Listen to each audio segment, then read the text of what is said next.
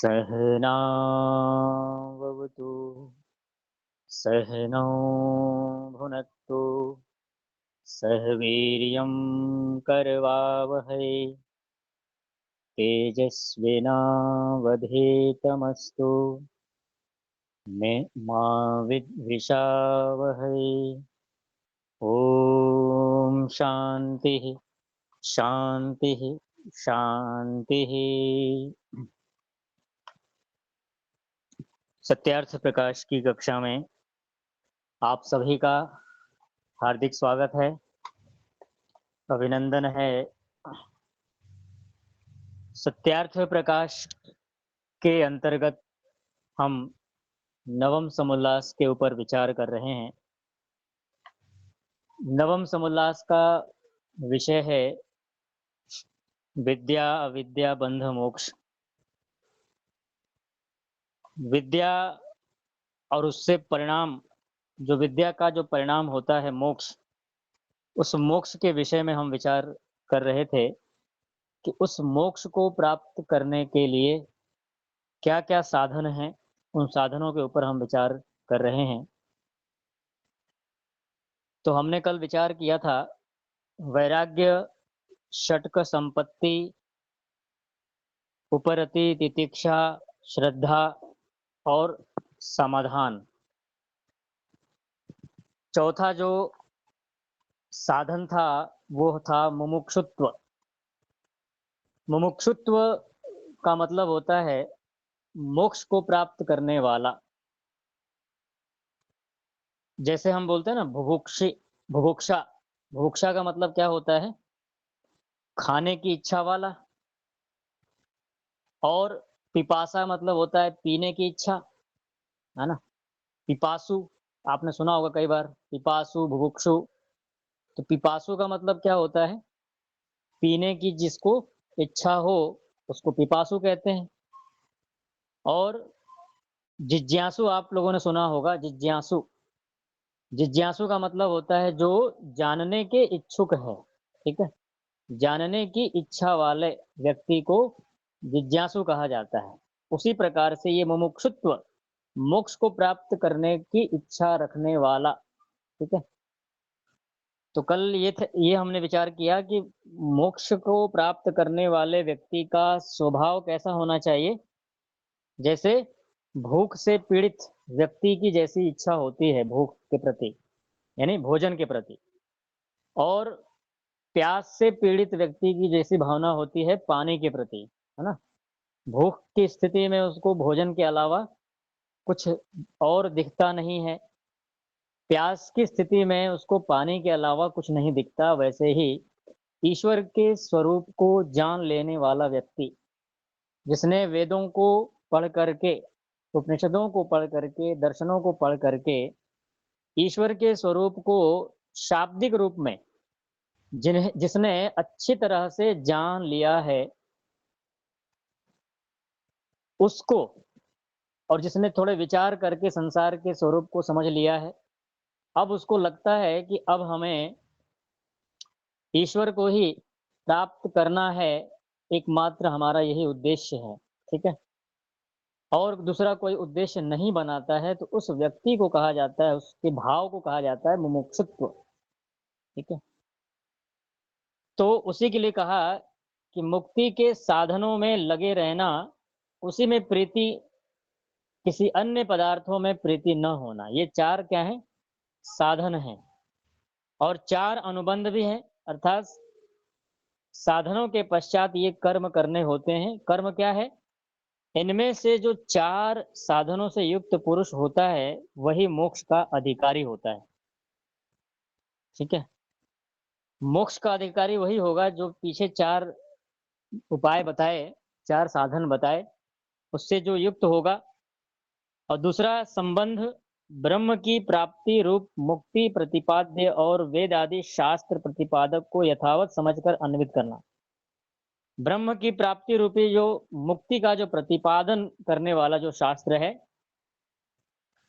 मुक्ति को बताने वाला, किसी और विषय को बताने वाला नहीं,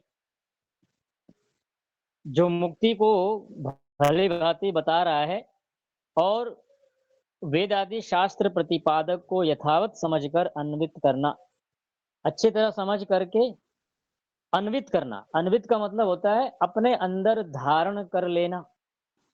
ठीक है, जैसे आपने पढ़ लिया कि सत्य बोलना चाहिए, हिंसा नहीं करनी चाहिए, चोरी नहीं करनी चाहिए, ये तो आपने पढ़ लिया ना। पढ़ने के बाद क्या करना है? पढ़ने के बाद उसको अपने अंदर अच्छी प्रकार से धारण कर लेना, तो उसको कहते हैं अन्वित कर लेना। ठीक है, सत्य को समझना पहले, और समझ करके उसको अपने अंदर उतार लेना व्यवहार में, उसको हम कहते हैं अन्वित करना, है ना, उसको व्यवहार में ले आना। एक मिनट, ये थोड़ा डेटा। ठीक है, तो ये बता दिया यहाँ पे। और तीसरा बताया विषयी, सब शास्त्रों का प्रतिपादन विषय ब्रह्म, उसकी प्राप्ति रूप विषय वाले पुरुष का नाम विषयी है। तो विषयी किसे कहा जाता है? जो सभी शास्त्रों का प्रतिपादन विषय ब्रह्म है। सभी वैदिक साहित्यों में, वैदिक शास्त्रों में ब्रह्म को ही विशेष बताया गया है। सर्वे वेदा यत् पदमा मनन्ति तपांसि सर्वाणि च यद् वदन्ति। ठीक है, सारे के सारे जो शास्त्र हैं वो एक सुर में क्या कह रहे हैं? एक सुर में कहते हैं कि ईश्वर की ओर चलो, है ना। महर्षि दयानंद जी ने क्या नारा दिया था? वेदों की ओर लौटो। क्यों कहा था? क्योंकि अगर हम वेद को छोड़ देंगे, वेदों के अनुकूल जो ग्रंथ हैं उनको पढ़ना छोड़ देंगे, तो हमारी स्थिति कैसी हो जाएगी? जैसे कि एक पेड़ है, उसके वृक्ष को काट दिया जाए, उसके वृक्ष को काट देते हैं तो पेड़ सूख जाता है ना, उसकी टहनी, उसके पत्ते सब खत्म हो जाते हैं। तो अगर वेद जो मूल ग्रंथ है उसको छोड़ दिया जाए, ऋषियों के ग्रंथों को पढ़ना छोड़ दिया जाए, तो हमारी स्थिति कैसी हो जाएगी? उस जड़ कटे हुए वृक्ष के समान। ऐसा वृक्ष जिसका जड़ समाप्त हो चुका है, सड़ गया है या खराब हो गया है, ऐसी स्थिति हमारी हो जाएगी। तो सभी शास्त्रों के प्रतिपादन का जो मुख्य विषय ब्रह्म है, उसकी प्राप्ति करने की इच्छा वाला जो व्यक्ति है, उसको यहाँ पर नाम दिया गया है विषयी। ठीक है, और चौथा है प्रयोजन, है ना। देखिए, किसी भी कार्य को हम करते हैं ना, तो उसके पीछे कुछ प्रयोजन होते हैं हमारे। एक विद्यार्थी स्कूल जाता है, पढ़ता है, चलो अभी छोटी अवस्था में उतना उसको पता नहीं है, लेकिन 10वीं 12वीं करने के बाद तो समझ में आता है ना कि हम क्यों पढ़ रहे हैं। छोटी आयु में तो थोड़ी बालकपना होती है, उतना पता नहीं होता है, लेकिन 10वीं 12वीं के बाद व्यक्ति की बुद्धि चलनी शुरू हो जाती है और वो अपने भविष्य का निर्णय लेने लगता है। तो उसको जिस भी क्षेत्र में जाना है उस हिसाब से पढ़ाई करता है वो। तो सब दुखों की निवृत्ति और परमानंद को प्राप्त होकर मुक्ति सुख का होना, ये क्या है? प्रयोजन है, उद्देश्य है। ठीक है, प्रयोजनम अंतरेण मंदो अपि न प्रवर्तते। आपने सुना है? प्रयोजनम अंतरेण मंदो अपि न प्रवर्तते। बिना प्रयोजन के मंद बुद्धि वाला व्यक्ति भी प्रवृत्त नहीं होता है। कुछ न कुछ उद्देश्य लेकर के ही व्यक्ति प्रवृत्त होता है। तो सब दुखों की निवृत्ति और परम आनंद को प्राप्त होकर मुक्ति सुख का होना, मुक्ति सुख को प्राप्त करना, यही सभी मुमुक्षु जो आत्मा है उनका उद्देश्य है। ये 4 अनुबंध कहते हैं, इन्हीं को अनुबंध कहा जाता है। कौन कौन से हो गए 4 अनुबंध? ये 4 अनुबंध हो गए। इसमें एक अधिकारी, संबंध, विषयी और प्रयोजन। ठीक है, ये 4 अनुबंध हैं। उसके बाद कहते हैं कि तदनंतर, इसके बाद हमें किन नियमों का पालन करना चाहिए? श्रवण चतुष्टयम। देखिए, बड़ी उपलब्धि प्राप्त करने के लिए कुछ कानून का पालन, कुछ संविधान का पालन करना पड़ता है। कुछ विशेष संकल्प, कुछ विशेष प्रयत्न हमें करने पड़ते हैं, तब जाकर के हमारे जीवन का उद्देश्य पूरा होता है। ठीक है, तो उसके लिए अब आगे बता रहे हैं कि श्रवण चतुष्टयम में कि सबसे पहले बता रहे हैं एक श्रवण, जब कोई विद्वान उपदेश करे तो क्या करना चाहिए। देखिए आप सबके लिए है बात, लिख लीजिए इसको। जब कोई विद्वान उपदेश करे तब शांत ध्यान देकर सुनना। ठीक है। देखिए एक अनुभव अभी मुझे ध्यान में आ रहा है, आप सबको सुनाना चाहते हैं। गुरुकुल में जाने के बाद ना बहुत सारे परिवर्तन हमारे अंदर होते हैं, और वो भी कौन से गुरुकुल में, वो वाले गुरुकुल नहीं जिसमें सरकार के सिलेबस होते हैं पढ़ाने, जो परीक्षाएं देते हैं, नौकरी नौकरी के लिए जो पढ़ते हैं, वो नहीं। जो विशुद्ध जो आर्ष गुरुकुल है ना, उसमें हम पढ़ते हैं तो हमारे अंदर बहुत सारे परिवर्तन आते हैं। ठीक है। घर पे हम होते हैं तो घर पे हमारा स्वभाव कैसा होता है, और गुरुकुल में जब जाते हैं 4 साल 5 साल 6 साल 7 साल रह करके तपस्या करते हैं, विद्या अध्ययन करते हैं गुरुजनों के सानिध्य में रहते हुए, तो अनेक प्रकार के परिवर्तन आते हैं, और वो चीज हम आराम से देख सकते हैं अपने आत्मनिरीक्षण से। तो जब हम शांत वातावरण में रहते हैं ना गुरुकुल में, आश्रम में, तो जब आप 4 साल 5 साल रह लेते हैं ना, तो जहां आप पहले रहते थे, जो जिन शोर शराबे में, तरह तरह के गाड़ियों की आवाज, लोगों के चिल्लाहट, बम धमाके पटाखे, ये दीपावली में जो पटाखे फोड़ते हैं, तो घर पे हमें उतना असर नहीं होता था। हम भी उसी में थे, हम भी पटाखे फोड़ते थे, हम भी दूसरों को परेशान करते थे। लेकिन जब बुद्धि में परिवर्तन आता है, व्यवहार परिवर्तन होता है, और सत्य को हम समझने लगते हैं, ये सब चीज हमारे लिए क्या बन जाती है, बाधक। ठीक है। तो जैसे कि हम अभी जहां भी हम हैं, तो शोर शराबा आता है बाहर से, तो हमें बड़ी अंदर से अच्छा नहीं लगता है कि भाई क्यों कर रहे हैं व्यक्ति शोर, है ना। शांति बनाए रखना चाहिए, ऐसा मन में भाव आता है, व्यर्थ में शोर नहीं करना चाहिए। तो ये चीजें जब हम उसी माहौल में रहते हैं ना, उसी वातावरण में रहते हैं, तो हमें ज्यादा अंतर नहीं पड़ता है। लेकिन उससे हट करके कुछ विशेष स्थान पर रहते हैं कुछ लंबे समय तक, तो फिर वही चीज हमें खटकने लगती है। ठीक है। तो ये क्या होता है, परिवर्तन कैसे होता है, जब हम नियम का पालन करते हुए कोई चीज सुनते हैं, समझते हैं, और उसको व्यवहार में लाने का प्रयत्न करते हैं। उसके लिए यहाँ पे कहा है कि सबसे पहले श्रवण। श्रवण का मतलब सुनना। एक मिनट।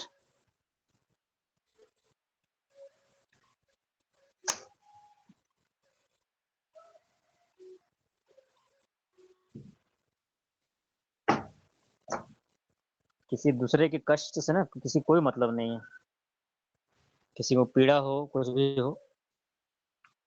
श्रवण, जब कोई विद्वान उपदेश करे तो क्या करना चाहिए, शांत ध्यान देकर सुनना चाहिए। कौन लिख रहा है ये, ऋषि दयानंद जी लिख रहे हैं नवम समोल्लास में।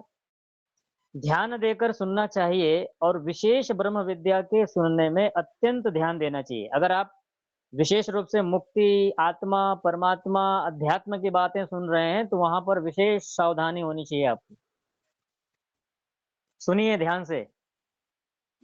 इस विद्या को आप पढ़ने यहाँ आए हैं, बैठते हैं 8 से 9 में, तो यहाँ ये नहीं चलेगा जैसे कि हमारा पुराना अभ्यास होता है ना, कि कहीं बैठे हैं और बस बैठे हैं, मन कहीं और है। यहाँ ये नहीं चलेगा। आपका तन, आपका मन, दोनों यहाँ पर लगना चाहिए, तब जाकर के समझ में आती है बात। क्यों? क्योंकि यह विद्या सूक्ष्म विद्या है। इसलिए कहा कि ब्रह्म विद्या के सुनने में अत्यंत ध्यान देना चाहिए, कि यह विद्याओं में सूक्ष्म विद्या है, सभी विद्याओं में।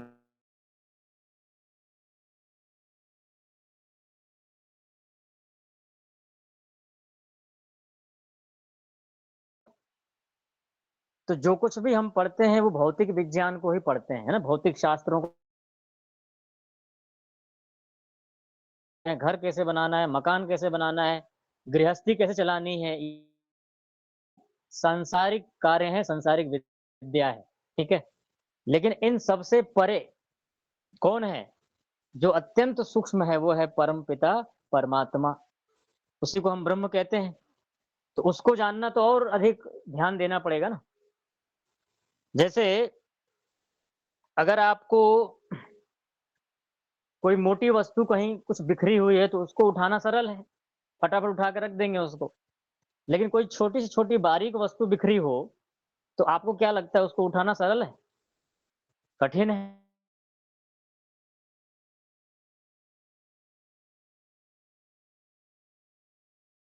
अब अगला बता रहे हैं कि दूसरा है मनन। पहला था श्रवण यानी ध्यान से सुनना, और सुनने के बाद है तो कहा मनन, एकांत देश में बैठे हुए का विचार करना। आपने जो सत्यार्थ प्रकाश की कक्षा में बैठ करके जो 1 घंटा आपने उपदेश सुना, आचार्य के द्वारा जो बताया जा रहा है उसको आपने सुन लिया। अब क्या करना है? तो उसके ऊपर विचार करना है एकांत में बैठ करके, कि जो बातें बताई गई हैं उस पर विचार मंथन करना। एकांत देश में बैठ के सुने हुए का विचार करना, जिस बात में शंका हो पुनः पूछना, और सुनते समय भी वक्ता और श्रोता उचित समझें तो पूछना और समाधान करना। देखिए, पहली दूसरी बात बताई कि एकांत देश में बैठ करके विचार करना है, और जिस भी बात में शंका हो, देखिए शंका समाधान की परंपरा हमारी चलती है, वैदिक परंपरा है। जिस भी विषय में आपको शंका हो पुनः पूछना, और सुनते समय भी वक्ता और श्रोता उचित समझें। सुनते समय जैसे अभी आप और हम बैठे हैं ना, तो अभी तो ये नियम है कि भाई अभी आप सुनिए, सुन करके जो शंका आए उसको लिखिए, और कक्षा के बाद हम 9 बजे के बाद उसका समाधान ले लेते हैं। ठीक है? अब वैसे भी अलग से भी व्हाट्सएप पर आप लिखते ही हैं, लिख करके पूछते ही हैं। तो श्रोता और वक्ता दोनों यदि उचित समझें, तो उचित समझने पर अगर अध्यापक की अनुमति हो तो बीच में बोल सकते हैं, अनुमति नहीं है तो नहीं बोलना, और समाधान करना। तीसरा है निधि ध्यासन। पहले आपने सुना, दूसरे नंबर पे आप उस पर विचार किया आपने, और तीसरा है निधि ध्यासन। जब सुनने और मनन करने से निसंदेह हो जाए, तब समाधिस्थ होकर उस बात को ध्यान योग से देखना। आपने सुन तो लिया, विचार भी कर लिया, अब क्या करेंगे? विचार करने के बाद उस विषय में आपकी जो जानकारी थी, ठीक है, उस विषय में आप परिपक्व हो गए, यानी कि अब उसको आप यथार्थ रूप में समझने लगे हैं कि नहीं, जैसा हमने सुना है विषय वैसा ही है, जैसा सुना था विचारा था वैसा है व नहीं। ठीक है, इसको हमें निधि ध्यासन में या एकाग्र होकर के समाधि की अवस्था में जानने का प्रयत्न करना होता है। चौथा है साक्षात्कार, अर्थात जैसा पदार्थ का स्वरूप गुण कर्म स्वभाव हो वैसा ही यथा तथ्य जान लेना। साक्षात्कार सबसे अंतिम स्थिति है, चौथी स्थिति बताई। पदार्थ का जैसा स्वरूप है, गुण कर्म स्वभाव जैसा है, उसको वैसा ही जान लेना, उसके अनुसार व्यवहार करने लग जाना। ठीक है, जैसे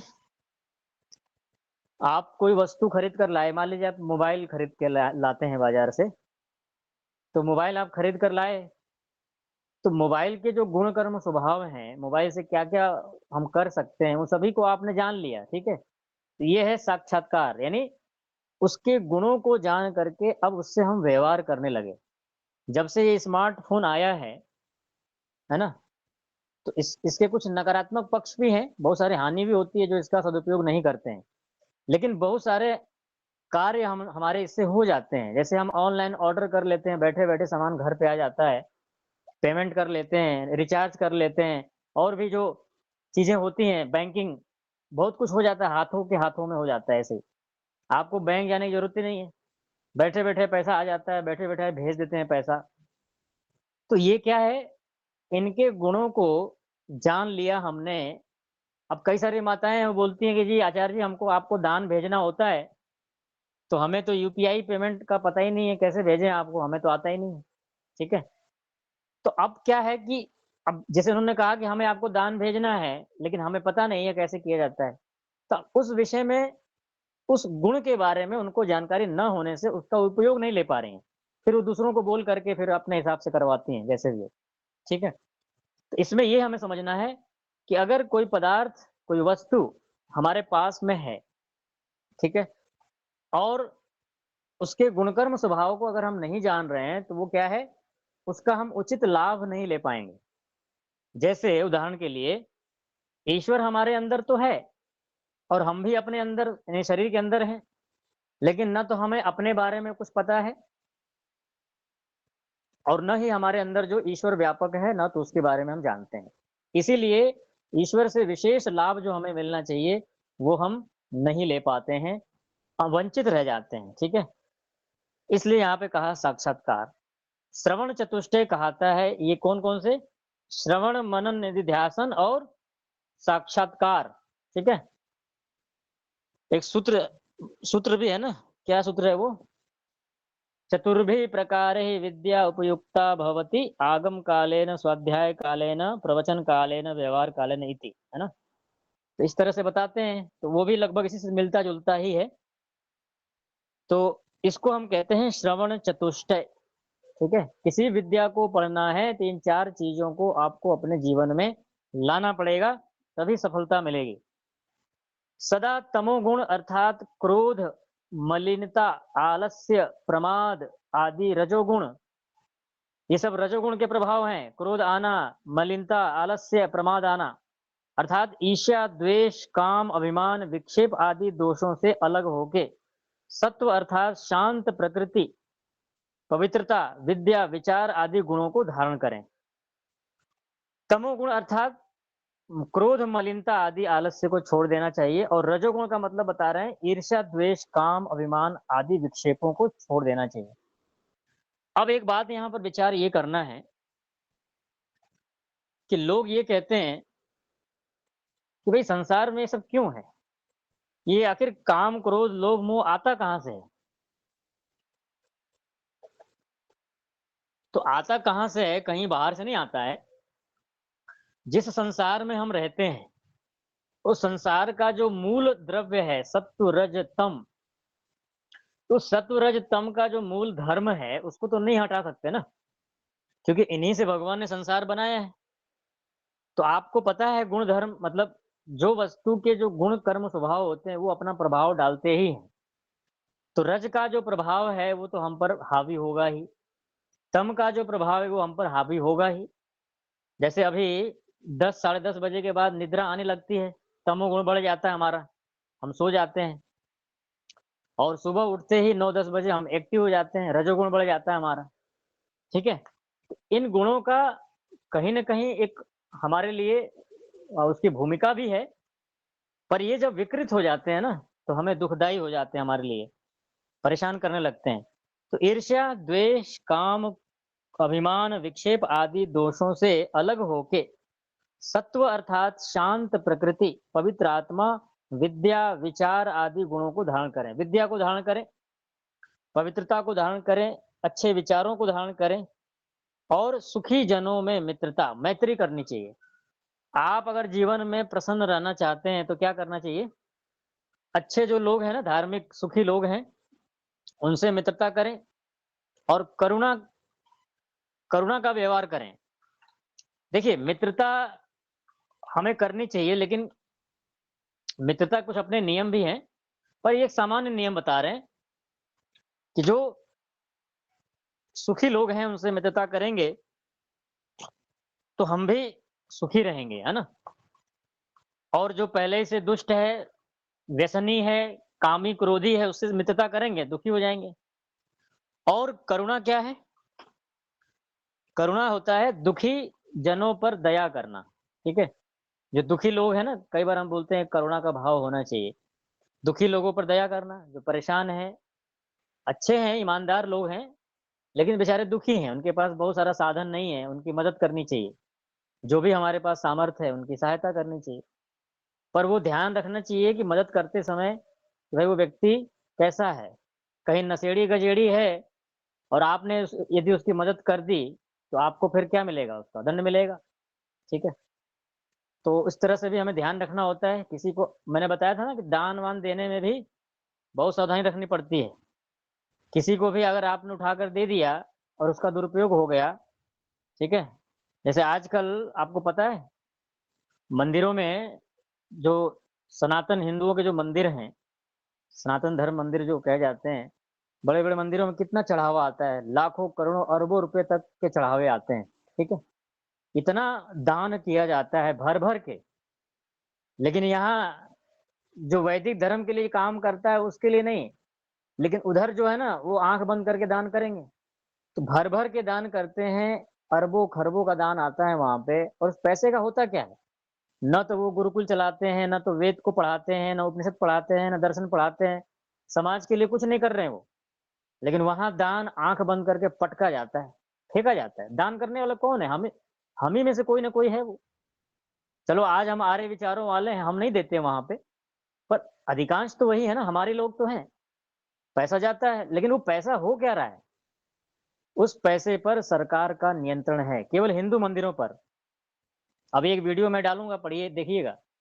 हिंदू मंदिरों पर सरकार का पूरा कंट्रोल रहता है, सारा पैसा ले लेती है वो, ठीक है? और वो आज एमपी, एमएलए। याचिका खारिज हो गई आचार्य जी। हाँ जी?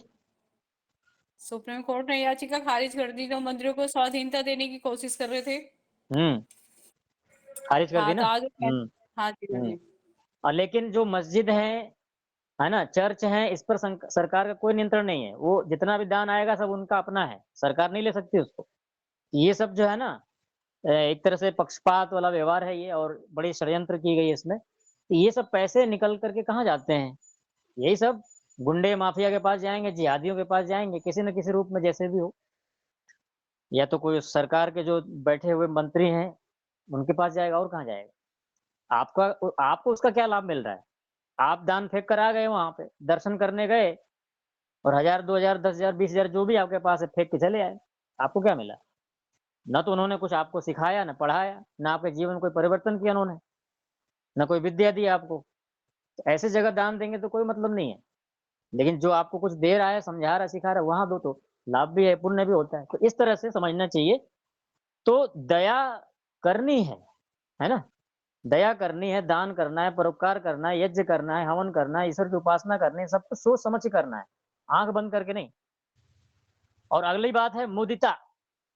मुदिता का मतलब क्या होता है? पुण्य आत्माओं को देख करके, है ना? साधु यानी वास्तविक जो साधु है, यानी साधु का मतलब महात्मा है जो, ढोंगी पाखंडी नहीं, वास्तविक पढ़ा-लिखा, वेद शास्त्रों का ज्ञाता, उसको उसकी बात चल रही है।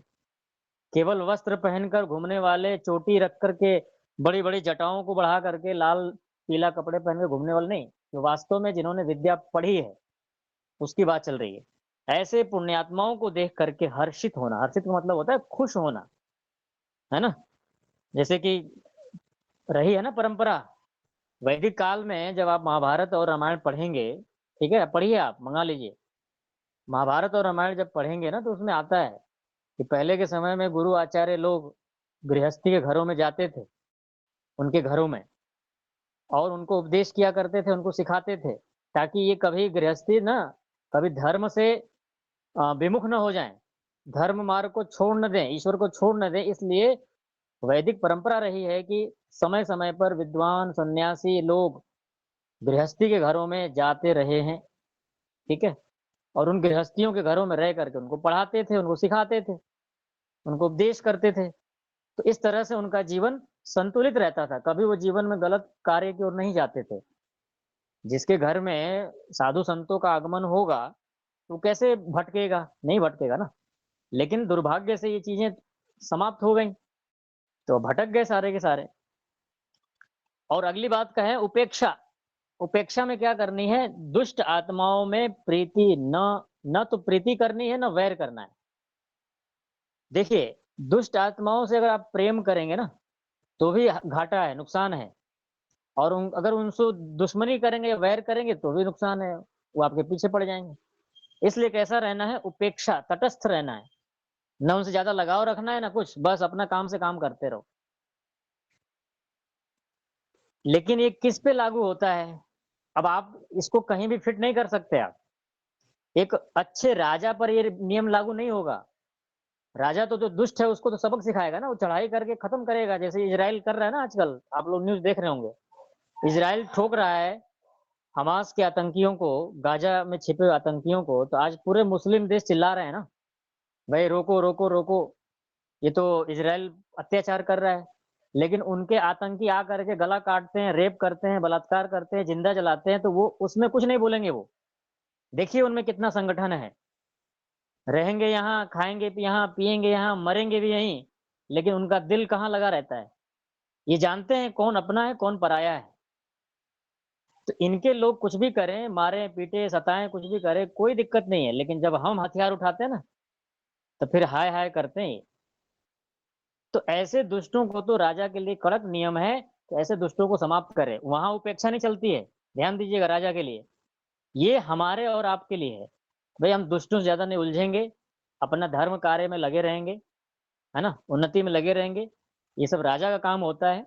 हाँ, थोड़ी जागरूकता हम ले आएँगे, अपने अंदर भी, अपने परिवार के अंदर भी जागरूकता लानी चाहिए। जागरूकता लाने का उद्देश्य यही है कि कभी हम ऐसे दुष्टों के शिकार न बनें, ठीक है? जागरूकता इसलिए ज़रूरी है। अगली बात कहते हैं, नित्य प्रति न्यून से न्यून 2 घंटा पर्यंत मुमुक्षु ध्यान अवश्य करे। हाँ जी, सभी जुड़े हुए महानुभाव, क्या कहा इसमें? नित्य प्रति प्रतिदिन न्यून से न्यून कम से कम 2 घंटा पर्यंत मुमुक्षु ध्यान अवश्य करे। ये किसके लिए नियम बताया? मुमुक्षु के लिए, जिसने अब अपने जीवन का उद्देश्य एकमात्र केवल ईश्वर को ही बना लिया है। अब उसको कुछ और नहीं चाहिए, उसको कोई पद नहीं चाहिए, उसको कोई प्रतिष्ठा नहीं चाहिए, उसको राजा नहीं बनना, उसको मंत्री नहीं बनना, उसको धन संपत्ति ज़्यादा कुछ मतलब नहीं है, ईश्वर ही उसको चाहिए सिर्फ। उसके लिए कहा कि कम से कम 2 घंटा ध्यान अवश्य करें। 2 घंटा का मतलब ये हो गया कि 1 घंटा सुबह, 1 घंटा शाम। जिससे भीतर अब 2 घंटा ध्यान करेगा तो क्या लाभ होगा उसको? जिससे भीतर के मन आदि पदार्थ साक्षात हों। भीतर के मन आदि, आदि का मतलब होता है मन, बुद्धि, इंद्रियां, आत्मा, सब कुछ साक्षात हो, यानी उसका भली भांति अच्छी प्रकार से तत्व ज्ञान हो जाए। अभी जो हम अपने आप को जानते हैं ना, तत्व ज्ञान नहीं है, अभी हम सामान्य जानते हैं, अभी तत्व ज्ञान नहीं है। तभी तो हम फंसे हुए हैं अभी तक संसार में, मोह माया में। कहीं कोई अपने बेटे में फंसा है, कोई अपनी बेटी में फंसा है, कोई नाती में, कोई पोते में, कोई पोती में फंसा हुआ है ना कहीं परिवार में। ये सब कुछ हम इसीलिए फंसे हुए हैं कि अभी हमें तत्व समझ में नहीं आया है। सुन तो लिया है, जानते तो हैं, लेकिन अभी अभी आत्मा के अंदर वो चीज आई नहीं। आने के बाद क्या होता है आपको पता है? आने के बाद जब तत्व समझ में आ जाता है तो क्या परिणाम आता है? फिर परिणाम वो आता है जो महर्षि दयानंद सरस्वती जी के जीवन में आया। महात्मा बुद्ध, जो जिनका पहले नाम क्या था? सिद्धार्थ गौतम, आपने पढ़ा होगा स्कूलों में। सिद्धार्थ गौतम के जीवन में जो परिवर्तन आया, महर्षि दयानंद जी के जीवन में जो परिवर्तन आया, आदि शंकराचार्य जी उनके जीवन में जो परिवर्तन आया। सिद्धार्थ गौतम विवाहित थे ना, और उनकी पत्नी थी युवा, उसके बच्चे, इसका उनका एक बालक था गोद में।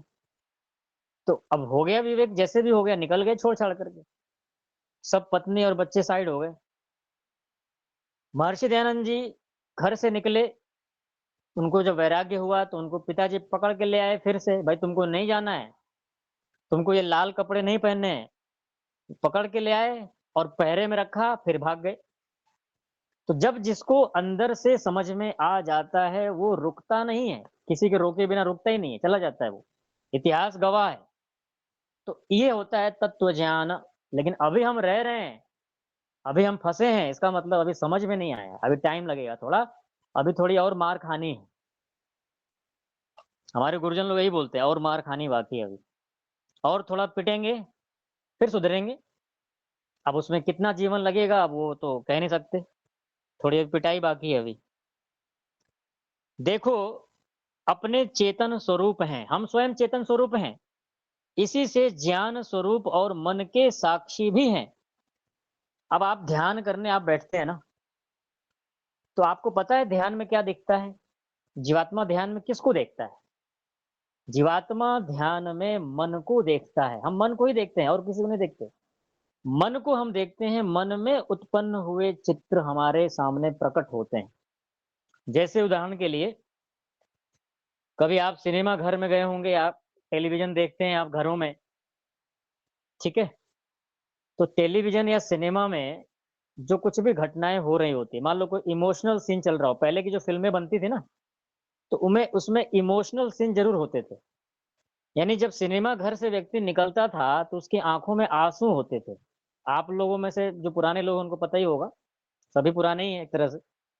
सिनेमा घरों में इमोशनल फ़िल्में बनती थी, तो बैठकर व्यक्ति सिनेमा देख रहा होता है, उसकी आँसू की धारा बहती रहती थी। अब वो चीज़ें हट गई, ठीक है? अब तो अश्लीलता का प्रभाव ज़्यादा है। तो इमोशनल सीन होते थे, कुछ ह हास्य सीन भी होते थे और विशेष एक स्टोरी होती थी। तो उसमें ये हमें ये समझना है कि जब आप इमोशनल दृश्य आता है, तो उसको देख कर के रोने लगते हैं। क्यों ऐसा होता है? चल तो रहा है सारा कुछ पर्दे पे और पर्दे पे भी वो दिखाया जा रहा है जिसको पहले ही साल 2 साल पहले शूट किया जा सक मतलब उसकी शूटिंग हो चुकी है। वो 3 साल 4 साल पुराना घटना बीत चुका है वो, जो कुछ भी फ़िल्माया गया है। लेकिन फिर भी अब देख कर के आँसू बहा रहे हैं। इसका मतलब भीतर नहीं, बाहर के आलंबन से हम भीतर मन को देख कर के प्रभावित हो रहे हैं। ऐसे ही जब हास्य सीन आता है तो हँसने लग जाते हैं। कोई किसी गरीब, किसी लाचार व्यक्ति को कोई सता रहा होता है तो उसको देख कर के बड़े गुस्से हो जाते हैं। ऐसा लगता है कि इस सिनेमा को ना फाड़ दें इसके पर्दे को। ठीक है, होता है ना ऐसा। हमारे पूर्वज हमें कहानियाँ सुनाते थे, एक बार छोटे थे हम, कि भाई सिनेमा हॉल में एक किसान पहुँच गया लाठी लेकर के सिनेमा देखने, ठीक है? तो बेचारा भोला-भाला था, उसको कुछ पता नहीं था और वो पर्दे के बिल्कुल एकदम सामने बैठा हुआ था। और पर्दा आप देखिए हॉल जो थिएटर होते हैं, बड़े पर्दे होते हैं, एकदम वो आगे ही बैठा था, लाठी लेके चलने वाला व्यक्ति था, लाठी उसके पास में था। तो किस्सा कुछ ऐसा है कि उस पर्दे पर फ़िल्म शुरू हुई और फ़िल्म जब शुरू हुई तो उसमें दिखाया गया कि एक एक सीन आया ऐसा, उसमें एक गुंडा यानी जो डाकू है, एक किसी कन्या को ले करके अपने कंधे के ऊपर और भागा जा रहा है। तो उस किसान को जिसके हाथ में लाठी थी, उसको बड़ा गुस्सा आ गया कि भई ये तो बहुत बेकार आदमी है, इसको तो अभी मैं सबक सिखाता हूँ। और उठा करके चला दी उसने लाठी पर्दे पे ही, पर्दा हो गया फट, पर्दा फट गया। तो मतलब ये क्या है, उस घटना को देख कर के चित्त में जो एक विशेष प्रकार का ज्ञान उत्पन्न हुआ, उसको रहा नहीं गया। ठीक है? तो ऐसा ही कुछ हमारे अंदर होता है। हम उस मन को देख कर के सिर्फ़ प्रभावित हो रहे हैं और कुछ नहीं। अभी आप प्रसन्न हैं, अभी कहीं से कोई सूचना आ जाए, कुछ बुरी खबर आ जाए, तो अभी व्याकुल हो जाएँगे। सारी कक्षा साइड हो जाएगी, बेचैनी बढ़ जाएगी। ये क्या हो गया? मन में उस प्रकार के विचार उत्पन्न हो गए, उन विचारों को देख कर के हम प्रभावित हो गए। तो बस आत्मा यही करता है और कुछ नहीं करता है। इसलिए कहा कि ये ज्ञान स्वरूप है, मन के साक्षी हैं, क्योंकि जब मन शांत, चंचल, आनंदित व विषाद युक्त होता है, उसको यथावत देखता है आत्मा। आप दुखी हैं, आप सुखी हैं, आप हर्षित हैं, आप जैसे भी हैं, चंचल हैं, सिर्फ मन को ही आत्मा देख रहा होता है। वैसे ही इंद्रियां, प्राण आदि का ज्ञाता, पूर्व दृष्ट का स्मरण करता और एक काल में अनेक पदार्थों के वेत्ता। तो इंद्रियां, प्राण आदि को जानने वाला कौन है? आत्मा है। और पूर्व दृष्ट का स्मरण करता है, यानी कि पूर्व में जो हमने देखा है, पूर्व में जो हमने अनुभव किया है, उसको स्मरण करने का सामर्थ्य हमारे अंदर होता है। जैसे कि देखिए, आपको पता है ना कि कल क्या पढ़ा है सत्यार्थ प्रकाश में? तो आपने क्या किया, कल जो सुना, उसका ज्ञान आपके चित्त में है और उस ज्ञान को ही आप उठा लेते हैं, जिससे कि आपको स्मरण आ जाता है कि हाँ, कल हमने इस सत्यार्थ प्रकाश की कक्षा में ये चीज़ हमने पढ़ी थी। कुछ मोटा-मोटा हमें ज्ञान होता है। इसको कहा कि पूर्व श्रुत, देखे हुए, सुने हुए, अनुभव किए हुए विषयों को हम जान लेते हैं और एक ही काल में अनेक पदार्थों के वेत्ता, धारण कर्षण करता और सबसे पृथक जो है, जो पृथक न होते तो स्वतंत्र कर्ता, इनका प्रेरक अधिष्ठाता कभी न हो सकते। तो जीवात्मा यहाँ पर कहा कि एक तो इन सबसे पृथक है, मन से, बुद्धि से, है ना? सबसे पृथक है और स्वतंत्र है। स्वतंत्र कर्ता, कर्म करने में हम स्वतंत्र हैं। क्योंकि जो कर्म करने में स्वतंत्र होता है, उसी को फल दिया जाता है। कर्म कोई और करे, फल कोई और भोगे, ऐसा कभी नहीं होता है। इसीलिए कर्म को करने वाले हम ही हैं और उसका फल भी भोगने वाले हम ही हैं। ये शरीर आदि केवल साधन बनते हैं, भोगता तो आत्मा है। शरीर को थोड़ी कोई ज्ञान होता है। इनका प्रेरक और अधिष्ठाता कभी नहीं हो सकते। इनके अधिष्ठाता हम नहीं, अधिष्ठाता तो भगवान है, केवल हम इसके उपभोक्ता हैं। ठीक है? तो इस तरह से आप विचार करिए, इसको देखिए, एक प्रकार से गहरा चिंतन है इसमें, गहरे विचार हैं। इसको पढ़ करके इस पर मंथन करिए, विचार करिए, और कोई बात अगर समझ में न आए तो उसको आप पूछ सकते हैं। तो आज इतना ही रखते हैं, आगे ध्यान का अभ्यास करेंगे। ओ